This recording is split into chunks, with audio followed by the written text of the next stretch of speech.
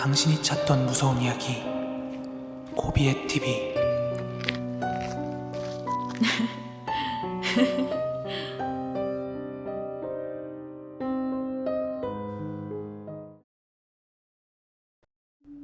때는 제가 유치원 때예요.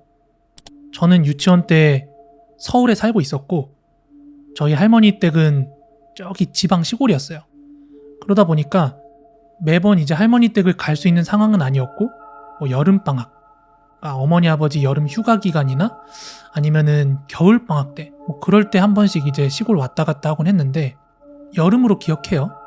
아주 무더운 여름으로 기억이 나는데 저희 엄마 아빠랑 그리고 친척들이랑 다 같이 계곡으로 놀러 갔을 때 제가 직접 겪은 일이에요.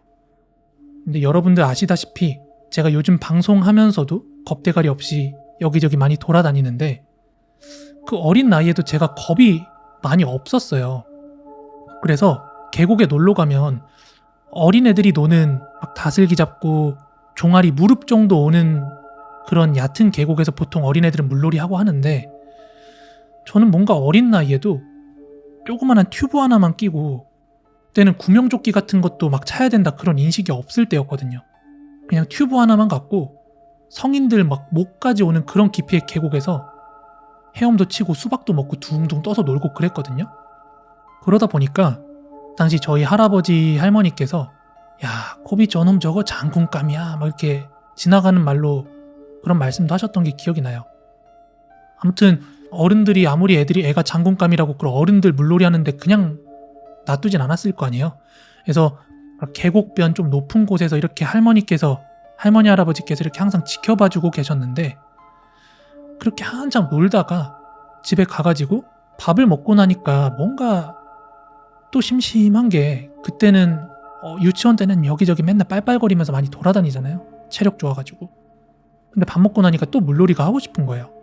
그래서 그 당시 제 기억에 한 대략 5시 반에서 6시쯤 여름이니까 아직 해가 좀 쨍쨍 떠 있었을 때였거든요. 그래서 이제 어른들은 밥 먹고 쉬고 있었는데 저 혼자 튜브 가지고 가가지고 계곡에 또 들어갔어요. 물놀이 한다고. 그래서 몸에 튜브 끼고 하늘 보고 이렇게 누워가지고 어떤 자세인 줄 알죠? 튜브에 엉덩이만 이렇게 껴가지고 팔 걸쳐놓고 누워있는 자세. 이렇게 엉덩이만 물에 담궈놓고 그 계곡에서 뱅글뱅글 돌고 있었어요. 지금 생각해보면은 진짜 겁대가리 없는 행동이었는데 그렇게 제가 하늘 보고 빙글빙글 돌면서 유유자적 물놀이를 즐기고 있는데 그 순간이었어요. 누구도 건드리는 사람이 없었기 때문에 빙글빙글 되게 안정적으로 돌고 있었는데 순간 물살에 제 튜브가 살짝 이렇게 흔들렸거든요. 근데 그렇게 이제 튜브가 흔들리는 그 짧은 찰나에 한 중학생쯤 되어 보이는 누나가 제 팔을 이렇게 감싸서 균형을 잡아주는 거예요. 저는 이제 하늘 보고 둥둥 떠 있었기 때문에 뭐야 언제 들어온 누나야? 이런 생각을 하면서 쳐다봤죠. 근데 그 누나도 물놀이를 오래 해서 그런 건지 뭔지 모르겠는데 그 물놀이 오래 하거나 추우면 입술 이렇게 파랗게 되잖아요. 약간 핏기 없는 입술처럼. 근데 제가 그 누나를 봤을 때 입술이 완전 보랏빛이더라고요. 핏기가 하나도 없이. 그러면서 저보고 씩 한번 웃더니 너 위험하니까 튜브 제대로 껴 이렇게 얘기를 하는 거예요. 그리고 제 팔이랑 튜브를 이렇게 부여잡고서 마치 같이 놀려는 듯이 이렇게 옆에서 안 벗어나시는 거예요. 그래서 나보다 나이 한참 많은 누나가 저랑 같이 놀아주니까 신나가지고 막 더 물놀이를 열심히 하고 있었는데 어릴 때는 시간 가는 줄 모르고 놀잖아요. 시간 개념이 없으니까. 이렇게 얼마나 시간이 흘렀는지 모르겠는데 하여간 물 위에 동동 오래 떠 있었어요. 그러던 중에 이제 누나가 저한테 그러는 거예요. 이제 슬슬 추워지니까 어른들 있는 대로 나가자. 그런데 딱 그때였어요. 갑자기 할머니가 저를 지켜보고 있던 상황은 아니었던 것 같아요. 코비야 이러면서 내 이름을 부르더니 갑자기 그 물가로 막 버선발로 막 뛰어내려오는 거예요. 그러더니 막 큰일이라도 있었던 것 마냥 막 뒤뚱뒤뚱 막 이렇게 물가로 막 허겁지겁 와가지고는 저를 번쩍 안아가지고 물 밖으로 데리고 나오는 거예요.